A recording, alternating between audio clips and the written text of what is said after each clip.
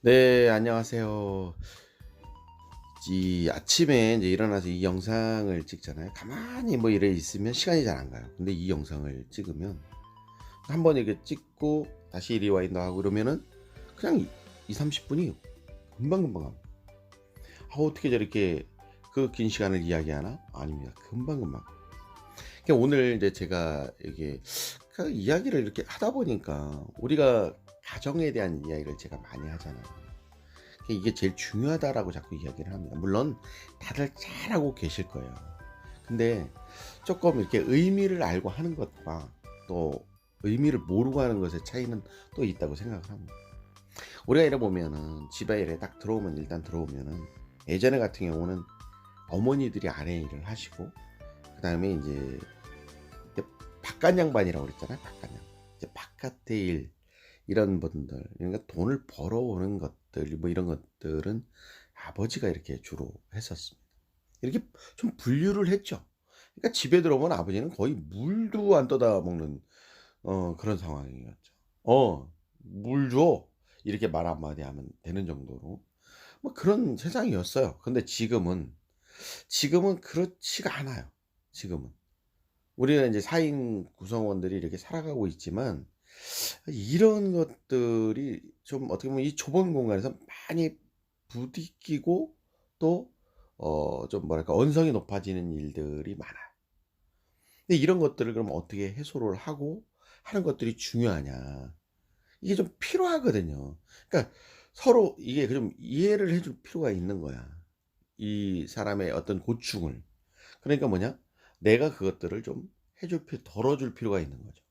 이제 그런 것들을 조금 해 나가는 게 중요하지 않나 이렇게 생각을 합니다. 가족 일이라는 게 되게 어떻게 보면 단순하고 막 되풀이되고 막 잔손도 많이 가고 또 저지른 놈이 또 저질러. 갖다 놓지 말라는 데 갖다 또 갖다 놓고 또 갖다 놓고 그러니까 소리가 높여가는 거야. 그러니 뭐냐 짜증이 나는 거죠. 그다음에 뭐 내가 그거 하나 해 주면 이 자식이 뭐 "고맙습니다." 이거 하면 뭐 안아 주고 뭐 그다음에 뭐냐 "이거 뭐 어머니 좀 쓰세요." 그러면서 뭐 한 돈 100만 원씩 한 돈 1000만 원씩 주는 것도 아니고 대가가 없다 보니까 엄마 입장에서는 스트레스도 받고 짜증이 나죠. 이제 이런 뭐 자식 일이라고 해도 물론 즐겁게 하시는 분들도 있지만 대부분이 뭐냐면 단순하고 반복되는 일에 어떻게 보면 지치기도 한다라는 겁니다. 그거를 뭐냐면 또 가족 구성원들이 다 알아줘야 되는데 또 잘 알아주지도 않아. 뭐 당연한 거야. 엄마가 하는 거는. 뭐 또 저건 아버지가 하는 일은 당연한 거고. 아니에요. 바깥에 나가서 있잖아요. 이게 돈 버는 남편들도요. 굉장히 힘들어요. 하지만 서로 아내에서 바라보는 남편의 그 고충, 또 남편이 바라보는 아내의 고충. "너는 집에만 있잖아. 너 집에 있는 게 뭔 말이 많아." 이런 거나 하는 거지. 이렇게 허드렛 일처럼 생각할 것이 아니라 요즘에는 좀 의식 전환이 필요하다. 그리고 밥벌이를 하는 부부들이 많이 있잖아요. 그리고 가사를 분담하는 분들이 많아요. 요즘에는 조직적으로. 뭐 저희 같은 경우에는 사실은 뭐 조직적이라고까지는 할 수는 없지만 조금 뭐냐면 분담을 합니다.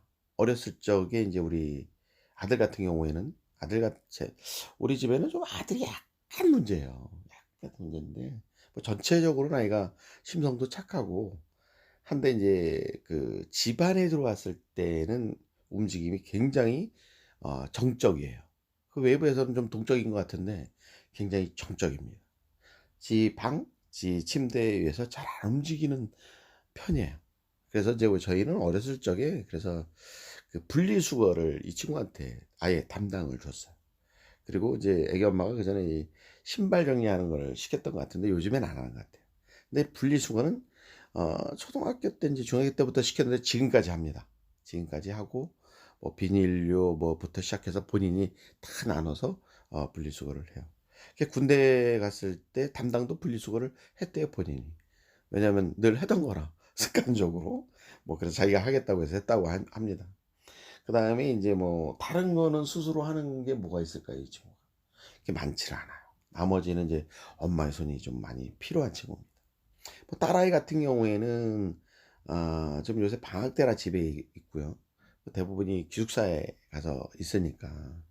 근데 방학 때 인제 왔을 때 보면 저희 집에 세탁기 돌아갈 일이라든지 뭐 먹을 거에 대한 어떤 준비라든지, 왜냐면 안에서 항상 늘 방학 때니까 집에서 밥을 먹고 이렇게 해야 되잖아요. 그러니까 그런 준비라든지 이런 것들이 손이 많이 가는 거예요. 애기 엄마. 이제 그런 반면에 또 인제 또 우리 딸아이가 인제 또 해 주는 것은 뭐냐면, 뭐 세탁기를 돌렸다든지 하면은 이제 그런 것들을 빨래를 꺼내다가 널어 주는 일들, 또 그것을 각자 다 구성원들 옷을 다 맞춰서 이렇게 뭐 빨랫감들을 다 이렇게 개서 또 다 이렇게 분배를 해 놓고, 또 뭐 청소기도 간단하게 돌려주는 일들도 하고요. 자기 방 정리는 자기가 늘 하는 것 같습니다. 그리고 그 먹은 거에 대한 어떤 설거지 같은 거 이런 것들은 또 이제 딸아이가 기본적으로 하고요. 뭐 그러니까 뭐 예전에 보면 "딸은 귀중하게 공주처럼 키워라. 그래야 나중에 공주처럼 산다." 근데 저는 좀 그렇게 키우고 싶진 않더라고요. 뭐 무수리처럼 키우고 싶은 건 아니지만, 너무 뭐냐면 뭐 진짜 엄마 피 빨아먹다 가는 거 아니야 그거 시집을. 예? 그게 아니라 그래도 본인이 할 수 있는 것과 또 가사 일을 하면서 본인이 어느 정도 담당을 해야 된다는 정도는 또 알아야지. 그리고 그런 것들도 또 본인도 엄마가 되고 본인도 와이프가 될 건데, 그런 거에 대한 정도가 인식이 깨져서 나는 나중에 뭐 결혼도 하는 게 맞다고 생각을 해요. 그러다 보니까 안에서 이제 기본적인 어떤 좀 뭐 청소라든지 이런 거 뭐 안에 이런 것들은 좀 잘 안 하는 것 같아요. 화장실 같은 경우는 이제 애기 엄마가 락스도 쓰고 막 이러니까, 그 세제들을 쓰고 그러니까 위험하니까 애기 엄마가 주로 담당을 좀 해 주고 있고, 나머지 이제 그런 부수적인 것들은 딸이. 저 같은 경우에는 이제 제가 제가 옷은 제가 안 빨아 입어도 제가 먹은 설거지라든지 이런 거 혼자 먹었을 때 이런 설거지 같은 건 저도 깔끔하게 해 놓습니다. 그다음에 인제 가전제품이라든지 이런 것들이 고장 나거나 뭐 이런 것들은 제가 저렴하게, 저희는 절대 비싼 거를 이렇게 잘 안 사요. 그래서 가장 비교를 해서 저렴하고 효율적인 거 뭐 이런 것들을 사거든요. 뭐 청소기 같은 경우도 막 100만 원단위 이런 게 있잖아요. 근데 저희 집 청소기 같은 경우 뭐 다음에 한번 보여 드릴까? 그런 것도 저렴하게, 또 그다음에 또 TV 같은 경우도 마찬가지야.